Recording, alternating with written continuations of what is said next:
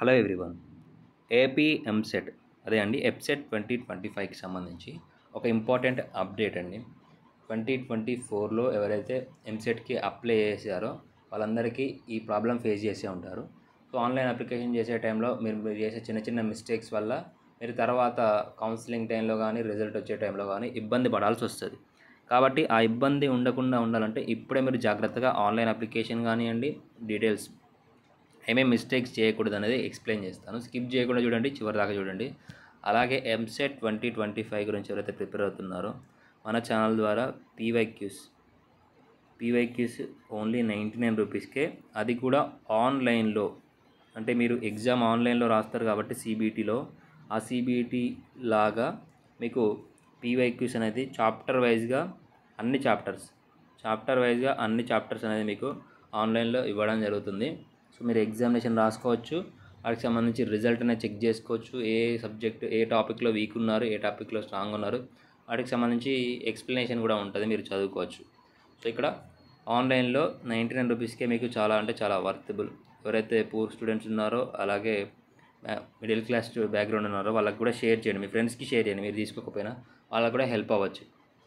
So ఇక విషయానికి వస్తే డిస్క్రిప్షన్లో యాప్ లింక్ ఉంటుంది, లేదా మీరు ప్లే స్టోర్లోకి వెళ్తే విజన్ అప్డేట్ అనే యాప్ ఉంటుంది. సో విజన్ అప్డేట్ వాళ్ళు మీకు 99 రూపీస్కే ఇస్తున్నారు. చెక్ చేసుకోండి, డిస్క్రిప్షన్లో కానీ ప్లే స్టోర్లో కానీ విజన్ అప్డేట్ అనే యాప్ ఉంటుంది, చెక్ చేసుకోవచ్చు. ఇక విషయానికి వస్తే మనకి ఎంసెట్లో ఇంటర్ మార్క్స్ వెయిటేజ్ అనేది ఈ సంవత్సరం యాడ్ చేస్తున్నారు.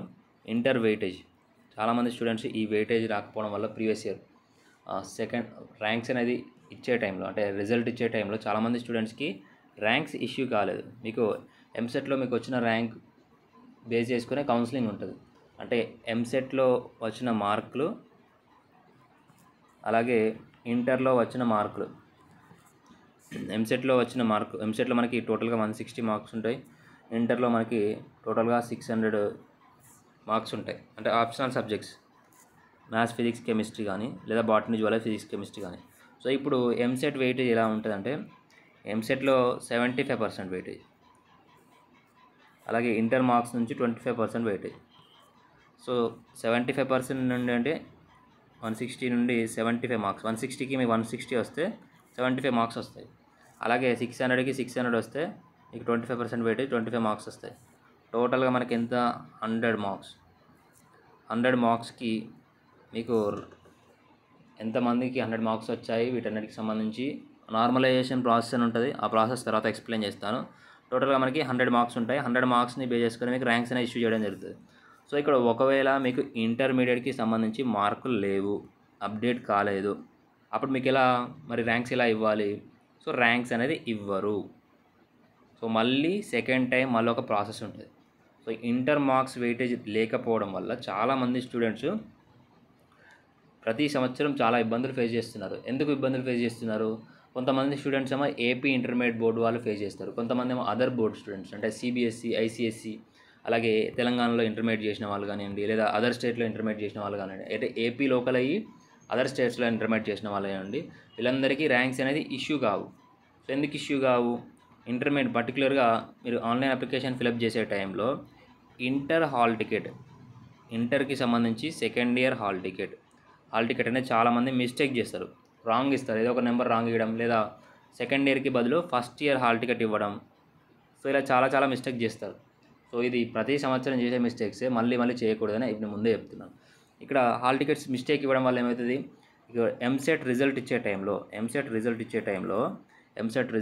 టైంలో ఏమవుతుంది?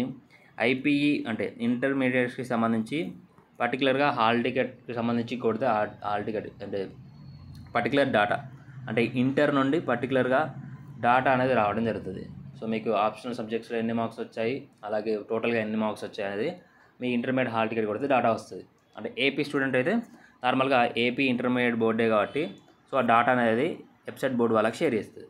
అదే సిబిఎస్ఈ లేదా ఐసిఎస్సి లేదా అదర్ తెలంగాణ వాళ్ళు ఇట్లా ఉన్నారనుకోండి, సో తెలంగాణ అంటే ఏపీ లోకల్ అయి ఉండి తెలంగాణలో ఇంటర్మీడియట్ చేసిన వాళ్ళకి సంబంధించింది అనుకోండి, సో వాళ్ళకి ఆ బోర్డ్స్ నుంచి పర్టికులర్ డేటా రాదు. సో డేటా రాకపోవడం వల్ల ఏమవుతుంది? వాళ్ళందరికీ ఆ సిబిఎస్ఈ కానీ, ఐసిఎస్సి కానీ, అలాగే ఈ తెలంగాణలో ఇంటర్మీడియట్ చేసిన వాళ్ళందరికీ సంబంధించి ర్యాంక్స్ అనేది ఇష్యూ కావు. రిజల్ట్ ఇస్తారు, కానీ మీకు ఎంసెట్లో ఎన్ని మార్క్స్ వచ్చాయి సబ్జెక్ట్ వైజ్గా అనేది వస్తుంది.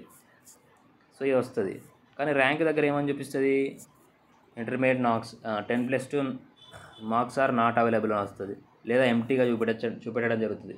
సో ఈ సిబిఎస్ఈ వీళ్ళందరికీ ఇది ఒక పెద్ద ప్రాబ్లం అయింది ప్రతి సంవత్సరం. సో మరి దీన్ని ప్రాబ్లం ఎలా సాల్వ్ చేసుకోవాలి? మెయిన్గా ఏపీలో ఇంటర్మీడియట్ చేసిన వాళ్ళకి ప్రాబ్లం ఏమి ఉండదు. ఒకవేళ మీరు ఇంటర్మీడియట్ హాల్ టికెట్ నెంబర్ కరెక్ట్గా రాస్తే. చాలామంది సెకండ్ ఇయర్కి బదులు ఫస్ట్ ఇయర్ హాల్ టికెట్ ఇవ్వడం, లేదా హాల్ టికెట్ నెంబర్ మిస్టేక్ చేయడం. సో మిస్టేక్ చేయడం వల్ల ఏమవుతుంది, వీళ్ళకి కూడా ఇంటర్మీడియట్ వెయిటేజ్ అనేది యాడ్ కావడం లేదు. సో మళ్ళీ సెకండ్ టైం మళ్ళీ ఒక డిక్లరేషన్, అంటే ఒక ఏపీలోనే ఉంటుంది ఈ డిక్లరేషన్ ఇవ్వడము, ఈ ర్యాంక్స్ ఇవ్వడం అనేది ప్రతి సంవత్సరం ఒక ఏపీలోనే ఉంటుంది ఎంసెట్ ప్రాసెస్లో.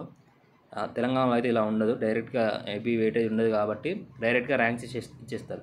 మళ్ళీ సెకండ్ టైం డిక్లరేషన్ అని ఒక ఇస్తారు, అందులో ఇంటర్మీడియట్కి సంబంధించి మార్క్స్ అప్డేట్ చేసుకోవడం ఉంటుంది.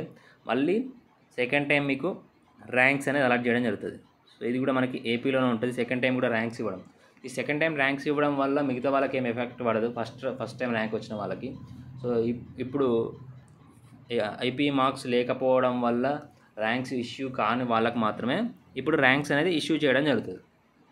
సో మళ్ళీ దీని మీద మళ్ళీ ఒక కన్ఫ్యూజన్ ఉంటుంది చాలామంది స్టూడెంట్స్కి, మాకు సెకండ్ టైం ఇచ్చారు కాబట్టి మా ర్యాంక్స్ అనేది వెనకకి పోతాయా, ఫస్ట్ టైం ఇచ్చిన వాళ్ళ తర్వాత వస్తాయా, ఇలా చాలా మళ్ళీ వీటి మీద డౌట్స్ వస్తాయి.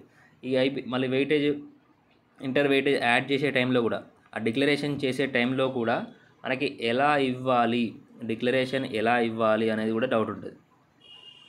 సో ఆ డిక్లరేషన్ ఎలా ఇవ్వాలి అనేది కూడా అందులో కూడా మళ్ళీ మిస్టేక్ చేస్తారు. అందులో మిస్టేక్ చేయడం వల్ల ఏమవుతుంది, మళ్ళీ మీకు ఎంసెట్కి సంబంధించి వెయిటేజ్ యాడ్ కాకపోవడం వల్ల ఇలా చాలా ఇబ్బందులు అనేది చాలామంది స్టూడెంట్స్ అనేది ఫేస్ చేస్తూ ఉన్నారు. సో ఆ ఇబ్బందులు మీరు చేయకూడదనే నేను ఒక వీడియో చేయడం జరుగుతూ ఉంది. వీలైతే ప్రీవియస్ ఇయర్ స్టూడెంట్స్ ఎవరైతే ఉన్నారో ఒకసారి కామెంట్ చేయండి, మీరు ప్రీవియస్ ఇయర్ ఎంత ఇబ్బంది పడ్డారు ఆ ఇంటర్ మార్క్స్ వెయిటేజ్ రాకపోవడం వల్ల, ఇంటర్ వెయిటేజ్ అనేది కరెక్ట్గా ఇవ్వకపోవడం వల్ల. సో ఎంత ఇబ్బంది పడ్డారు అనేది ఒకసారి కామెంట్ చేయండి. మిగతా వాళ్ళకి, అంటే ఇప్పుడు రాసే వాళ్ళకి హెల్ప్ అవుతుంది. ఆ ఇంటర్ మార్క్స్కి సంబంధించి దాదాపుగా ఒక 20 to 25 డేసే పెద్ద డిస్కషనే జరుగుతుంది. నాకు రాలేదు, నాకు వచ్చింది, నేను ఆ డీటెయిల్స్ కరెక్ట్ ఇచ్చాను ఇవన్నీ. సో ఈ సంవత్సరం కూడా మనకి 75% వెయిటేజ్, 25% వెయిటేజ్ అనేది ఇంటర్మీడియట్ మార్క్స్ అనేది ఉండబోతుంది. కాబట్టి ఎవరైతే స్టూడెంట్స్ ఆల్రెడీ ఇంటర్మీడియట్ మార్క్స్ అంటే బాగా రాశారో ఆల్ ది బెస్ట్, ఎంసెట్ రాయబోతున్నారో వాళ్ళకు కూడా ఆల్ ది బెస్ట్. కరెక్ట్గా ప్రిపేర్ కాండి. డిస్క్రిప్షన్లో యాప్ లింక్ ఉంటుంది, ఒకసారి ట్రై చేయండి. వీలైతే మీ ఫ్రెండ్స్కి కూడా షేర్ చేయండి. ఓకేనా? Thanks for watching. ఏమైనా డౌట్స్ ఉంటే డిస్క్రిప్షన్లో యాప్ లింక్ ఉంటుంది, అలాగే టెలిగ్రామ్ ఛానల్ లింక్ ఉంటుంది, అలాగే వాట్సాప్ ఛానల్ లింక్ ఉంటుంది, వాట్సాప్ నెంబర్ కూడా ఉంటుంది. వాట్సాప్ నెంబర్ ఓన్లీ మెంటర్షిప్, అంటే మీకు సంబంధించి ఏమైనా డౌట్స్ కానీ కౌన్సిలింగ్ సంబంధించి పర్సనల్గా డౌట్స్ కావాలి, క్లారిఫై కావాలనుకుంటే డిస్క్రిప్షన్లో మెంటర్షిప్ నెంబర్ ఉంటుంది, కాంటాక్ట్ అవ్వచ్చు. Thanks for watching.